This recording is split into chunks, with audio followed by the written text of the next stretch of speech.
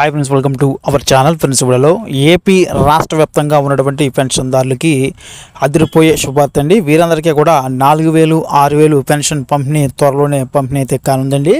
So ఎందువల్ల వీరికి 4000 pension పంపిణీ అవుతుందని చెప్తాను. ఏ రకంగా వీరికి 4000 పెన్షన్ పంపిణీ చేస్తున్నారు, అదేవిధంగా 6000 ఎవరికి ఇస్తున్నారు పెన్షన్ అనేది చెప్తాను. వీడియో ఎవరు కూడా స్కిప్ చేయకుండా లాస్ట్ దగ్గర చూడండి.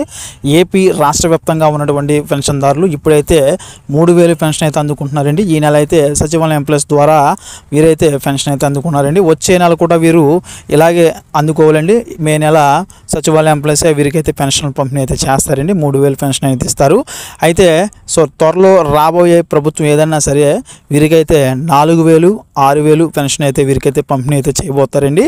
ఎందుకంటే ముఖ్యంగా ఇప్పుడు చూసుకుంటే మేనిఫెస్టోలు తీసుకొస్తున్నది కూడా పెన్షన్దారులకు 4000, వికలాంగులకి 6000 పెన్షన్ పంపిణీ చేసేందుకైతే ప్రభుత్వాలు అయితే సిద్ధపడుతున్నాయండి. ఇక్కడ వైసీపీ ప్రభుత్వం, అదేవిధంగా టీడీపీ, అదే మిగతా ప్రభుత్వాలు కూడా ఇంకా మనకి పార్టీలు ఏవైతే ఉన్నాయో ఈ పార్టీలన్నీ కూడా మేనిఫెస్టోని అయితే ఇలాగే ప్రిపేర్ అయితే చేస్తున్నాయండి. పెన్షన్దారులకి 4000, అదేవిధంగా 6000 దివ్యాంగులకి ఇచ్చేందుకైతే ప్రభుత్వాలు సిద్ధపడుతున్నాయండి.